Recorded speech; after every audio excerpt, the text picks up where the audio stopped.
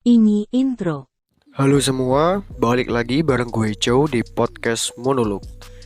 Hari ini di mana audio ini direkord sudah memasuki hari keempat pasca tragedi pembantaian Manchester United oleh Liverpool dengan skor 7-0, skor yang cukup fenomenal apabila skor tersebut terjadi di Liga Inggris.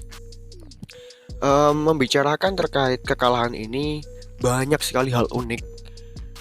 Ada yang mengatakan angka 7 ini merupakan bentuk respect dari Liverpool kepada Cristiano Ronaldo, sang mega bintang yang dilepas secara tidak hormat oleh Manchester United. Ada juga yang mengatakan bahwasannya angka 7 ini adalah bentuk karma yang harus diterima oleh MU karena memperlakukan Cristiano Ronaldo dengan cara yang tidak baik. Terlepas dari banyaknya kabar ini, gue saranin untuk fans MU, kalau gak betah dengerin bulian-bulian dari teman-teman lo waktu di tongkrongan, ya udah, lo semua di rumah dulu aja untuk sementara waktu. Karena gue juga yang ngalamin hal tersebut gitu. Gue kan juga fans Manchester United gitu. Tapi ya udahlah, apa sih yang harus lo bingungin ketika lo dibully sama ya teman-teman lo di tongkrongan? Toh lo kan bukan manajer yang harus mengatur klub ini gitu. Toh lo juga nggak memiliki saham yang ada di klub Manchester United. Jadi ya sebenarnya menang kalahnya MU itu nggak ada impactnya buat lo semua. Em, Lebih lanjut dari itu ya, hal ini merupakan bentuk evaluasi seharusnya bagi MU karena mereka ya seringkali sesumber lah, karena sudah mendapatkan kemenangan beruntun. Padahal berdasarkan kekalahan ini dapat kita ketahui kalau ya penyerang MU juga nggak begitu tajam-tajam amat, dan sama juga dengan lini pertahanannya yang nggak begitu baik. Terbukti dari pertandingan ini, Liverpool banyak mendapatkan gol melalui counter attack-nya. Nah, sebenarnya bentuk komentar-komentar negatif ini merupakan hal yang bagus gitu. Jangan sampai lo gak mau mendengarin komentar-komentar yang negatif ini, karena daripada lo jatuh ke lingkungan yang apa ya, merespon suatu kesedihan lo itu secara nggak masuk akal gitu. Terkadang kan lo pernah kan curhat ke teman lo gitu, ya dia jawabnya cuma ya sabar aja, diambil hikmahnya, lo kurang iman kali, biasanya gitu, kurang ibadah. Kan menurut gue hal ini nggak ada hubungannya dengan masalah yang gue alamin gitu. Em, Ya hal ini termasuk di dalam bentuk toxic positivity gitu, dimana toxic positivity ini tentu saja membuat lo stagnan dan gak akan berkembang gitu. Nah, untuk melepaskan diri dari lingkungan yang toxic positivity ini, lo mungkin bisa belajar lah dari salah satu filsuf, yaitu René Descartes, atau tulisannya René Descartes, yang lahir tahun 1596 dan meninggal tahun 1650, di mana filsuf ini merupakan salah satu filsuf di zaman modern, di abad modern. Nah, kenapa kok lo harus belajar dari René Descartes ini?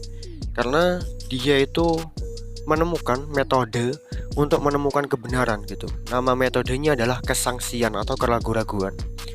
Dan metode dia mendapatkan apa ya? Cara-cara ini adalah melalui hal yang unik gitu.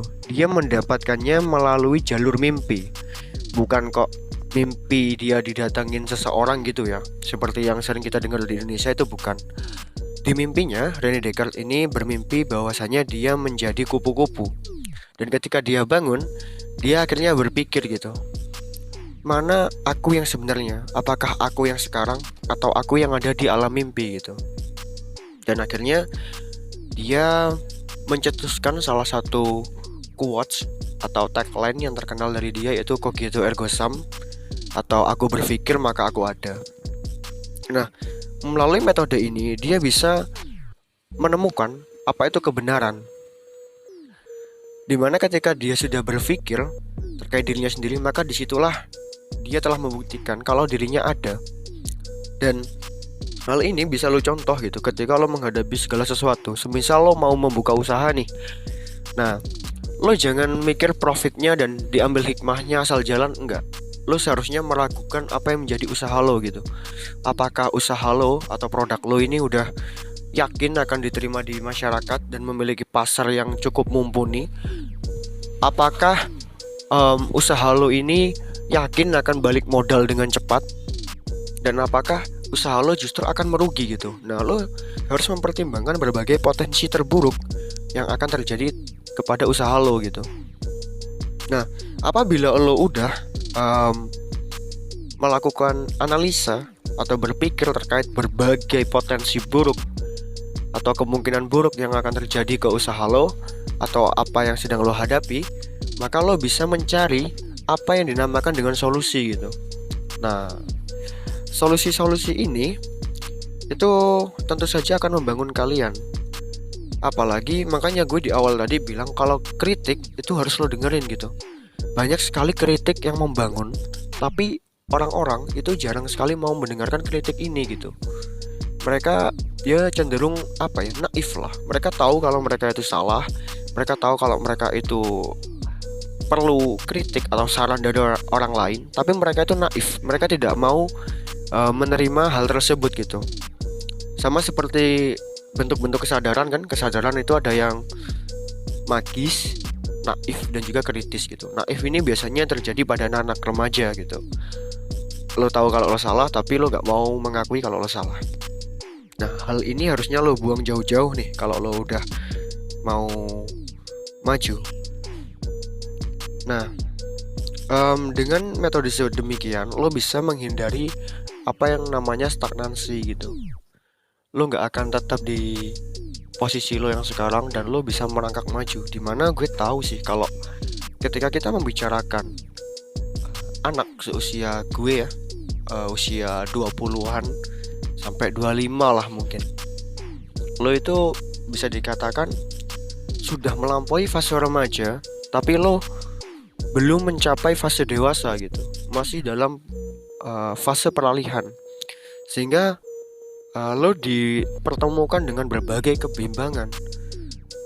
Lo mau membuka usaha, tapi lo belum punya modal, atau mungkin lo masih harus bertabrakan dengan berbagai kewajiban akademik, misal yang masih kuliah. Lo juga harus mulai memikirkan gimana caranya ngebahagiain lo. Misal kalau yang di Islam mau ngeberangkatin umroh kedua orang tua lo, atau mungkin lo juga harus mulai memikirkan tuntutan dari pasangan lo yang udah minta dilamar gitu aja, ya kan? Soalnya kan ya lo tahu sendiri biaya mahar berapa, biaya resepsi, catering, dan lain sebagainya. Ini merupakan hal-hal yang cukup berat dan lo nggak akan bisa melewati hal-hal ini dengan kesadaran naif lo, dimana kalau lo salah lo nggak mau dibilang salah gitu, kecuali lo emang anaknya orang kaya ya. Itu pun tetap struggle juga kalau kalian tetap berada di fase naif ini gitu. Lo harus bisa melihat diri lo dari perspektif orang lain. Makanya filsafat itu penting, karena filsafat itu merupakan suatu alat sehingga lo bisa menganalisis sesuatu melalui berbagai sudut pandang. Dan akhirnya lo bisa menemukan jalan keluar untuk lo menghadapi problematika yang saat ini harus kalian selesaikan gitu. Membincangkan terkait filsafat di Indonesia, hal ini merupakan suatu fenomena yang cukup ironi gitu, dimana orang yang belajar filsafat identik dengan hal yang dianggap gila, bahkan lebih parah lagi ada yang dianggap kafir gitu. Padahal enggak semua, atau ya enggak selalu lah, filsafat ini berhubungan dengan suatu kegilaan ataupun kekafiran gitu. Nah, filsafat ini seharusnya kita perlukan untuk melatih kemampuan berpikir kritis kita gitu. Dimana kalau di luar negeri, anak-anak setingkat SMP itu sudah mulai diajarkan terkait filsafat dan juga logikal falasi atau kesesatan berpikir, sehingga mereka bisa mengetahui mana yang benar dan mana yang salah gitu. Mereka bisa berbantah-bantahan terkait ya bumi itu bulat atau datar gitu, dengan berbagai metode yang tentunya teruji secara rasional atau secara akademisi. Nah, hal semacam ini lo perlukan, dan banyak hal yang harus lo tata ketika lo mau struggle ke kelas yang lebih baik lagi atau ke tingkatan yang lebih baik lagi. Lo harus menantang mental lo dari berbagai kritik dan lo harus berusaha menerimanya. Lo harus berpikir secara kritis atau berfilsafat untuk ya melihat berbagai kerumpangan yang ada dalam diri lo, dan lo bisa mencari solusi untuk menutupi kerumpangan-kerumpangan tersebut sehingga lo bisa struggle ke arah yang lebih tinggi. Oke. Jadi mungkin untuk podcast hari ini itu saja. Gue mohon maaf ya kalau dalam recording audio ini banyak suara-suara yang mungkin cukup mengganggu karena gue lagi nggak nge-record di rumah. Gue recordnya lagi di luar rumah. Dan pesan gue buat lo semua, tata mental lo secara baik-baik, hadapi apa yang menjadi kewajiban kalian, dan jangan lupa berpikir. Oke, mungkin cukup sekian. See you next video. Jangan lupa like, komen, dan subscribe biar Chow lebih semangat buat video.